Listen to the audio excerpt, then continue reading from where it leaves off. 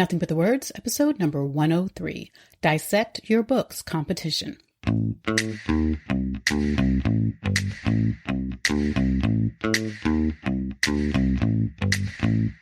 What if it's possible to finally write the book that's been on your mind for months or even years? Welcome to Nothing But the Words, the podcast that gives you tips, insights, and practical advice to write a transformative book in spite of all your doubts and fears. Writing a successful book isn't just for the lucky few. You can do it too with the right coach on your side. Now here's your host, your book coach, Candace L. Davis.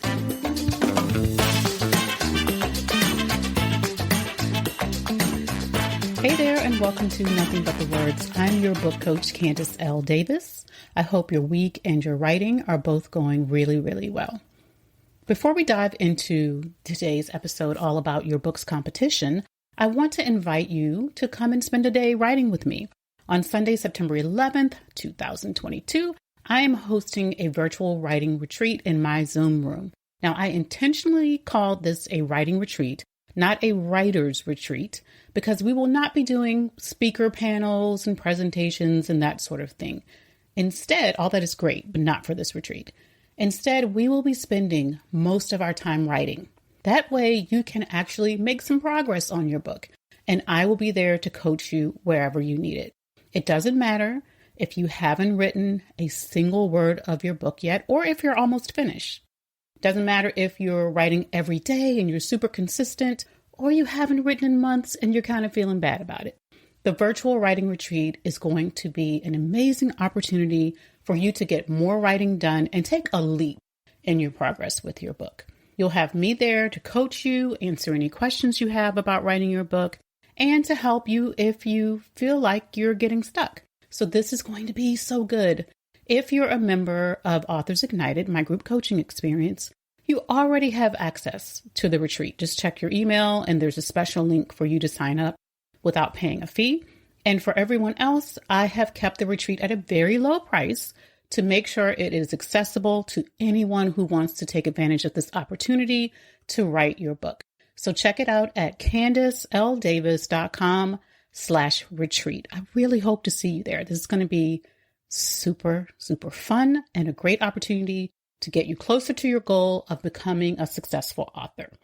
Now, let's talk about competition, specifically your book's competition. Some of my coaching clients self-publish and some have traditional book deals, right? But either way, there is competition for their book, so-called competition. And you may already know that to get a book deal for a nonfiction book, you typically have to write a book proposal. It can be a very substantial document. I've coached several clients through the proposal writing process, and while it can definitely be intimidating the first time around, I really appreciate some parts of the process.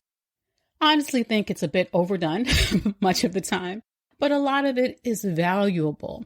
And one thing I love about the book proposal process is that it forces you to think through every aspect of your book in advance, including whether or not readers want a book like the one you plan to write. And here's a hint. The answer is probably yes. It's just a matter of you positioning your book in a way that the readers can see that you're giving them what they actually want. Most book proposals contain a section called something like market analysis or competitive analysis or other books versus my book. Even if you're self-publishing, this is an incredibly valuable exercise, and I recommend you go through it in some shape or form in whatever way works for you. This might be most valuable before you start writing your book, but can actually be valuable anywhere in the writing and publishing process. Getting to know your book's so-called competition, which I have to put competition in air quotes because it's not competition in the strictest sense, can help you with planning your book, writing your book, designing your book, publishing your book, and marketing and selling your book. So it's helpful at any point in the process. Most helpful early on. So here's the thing. Most people who read books on a subject will happily buy and read multiple books on that subject. If you're a reader, you already know this. Even if you don't consider yourself a reader, think about how you approach a new subject you want to tackle or get more information about. People who read science fiction novels, for example, typically read many different novels from different authors. They read for the love of the story. They're never going to be satisfied. People who read memoirs are likely to want to read many life stories from many different people, and people who are trying to accomplish a goal will likely read many books that can help them get there.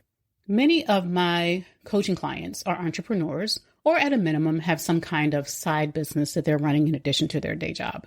I can promise you most of them have read multiple business books on various aspects of business, and they've even read multiple books on specific aspects of business. For example, if they are studying marketing so they can improve in that area, they're not likely to read just one marketing book.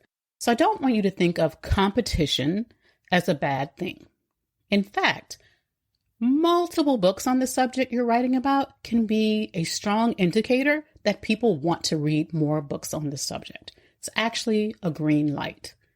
So embrace competition such as it is and use it as a means to make your book the best that it can be. All it takes is a little research, and be willing to commit the time because it's worth it. Start by identifying your top competition, books that have sold well and which readers might come across in a search when they're looking for your book or a book like yours. Search for books like yours, like the one you're writing, using general search terms. So, for example, if you're writing a book on personal finance, search for personal finance or personal finance for women. Then use more specific search terms. If you focus on budgeting, for example, search for books on budgeting. If you focus on earning extra income, search for books on that topic as well. Search broadly and then narrow down the books that someone considering your book might also consider buying. Choose books that have sold well, including traditionally published and independently published books. These days, it really doesn't matter. Books that have come out in the last couple of years probably will give you the best information. Any bestseller obviously sold well, right? So not a bestseller in a sub-category, but a verified Amazon bestseller tells you that this book sold well and it's one you might want to look at. You can also look at books that have lots of reviews. So generally, the more reviews a book has, the more copies the author has sold. So looking at the number of reviews can help you choose a book that has already sold well. Now, that's not an exact science, obviously, and selling well is relative. But if the book has several hundred reviews, it's likely sold at a decent pace. And if it has 1,000 reviews or more, perhaps several thousand, then you know it's likely sold quite well. And that is definitely the exception to the rule when it comes to books on Amazon. Now, agents and publishers want their authors typically to look at big number books for the comparative analysis in a book proposal, but you may have reasons to compare your book to a book with a smaller sales record. For instance, if you know a micro-influencer whose book your specific audience has fallen in love with, yes, of course you should include their book if it's similar to yours. Include their book in your analysis. So once you've selected your books, narrow down your list to the 5 that seem most relevant. You could even do 7 if you want to get wild and crazy. List what your book has in common with each one. And it could be, you have a similar story to that person. You're both addressing these specific topics. You agree on your opinion about certain topics. And then list how your book is different, and for some readers, better than each one of those books. What sets you and your book apart from the pack? And there will always be things. Don't ever think that, well, I don't know as much as that person, or they've written several books on the subject. There will still be things that will set you apart from the pack. You just have to do your homework and find them. If you want to take a deep dive, you can do this by reading all the books. To me, that's the fun way to do it. Or you can read the book descriptions, the sample on Amazon, and the reviews, and extrapolate a lot of valuable information that way. In fact, even if you read the books, you should still study the description and the reviews, especially the 2-star and 3-star reviews. That will tell you a lot about what people want that maybe they didn't find in that book, or what they disagreed with, or what ruffled feathers. And then you can decide if it's relevant to you and what your opinion is on those things. Now, use the insights you garner from this process to take a look at the promise of your book, what you'll include in your outline and thus ultimately in your content, and how you are positioning yourself in the marketplace. I know it can feel scary to look through your book category and see big names or big sales numbers and think you have to compete with those world famous authors. The good news is that for everyone who wants to read Brené Brown or Tony Robbins, Lisa Nichols or David Goggins, there's someone who admires their accomplishments but has no desire to read their books. They're looking for something different. And more good news, many of the people who read books by those big name authors are still hungry for more. They're hungry for someone who will go deeper into the ideas or the story. They're hungry for someone with a different perspective from the big name author. They're hungry for new ideas, no more stop buying lattes advice, and for stories from authors they can more closely relate to because some part of your story is so much like theirs. Readers read, and we have a habit of buying multiple books on any one subject.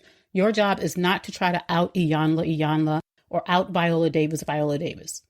Your job is to write your book as you, in your unique voice, sharing your unique stories, opinions, strategies, ideas, and philosophies.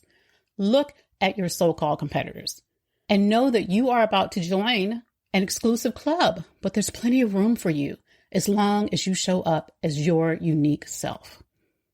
That's all for this week's episode, my friends. I hope to see you at the virtual writing retreat coming up in less than 2 weeks from the day this episode airs. It's going to be a chance for you to focus on your book, get significant writing done, and get coached by me if you have questions or you get stuck. Find out more at CandiceLDavis.com/retreat. Thanks for listening to Nothing But the Words. I'm your book coach, Candice L. Davis, and I'll see you next time.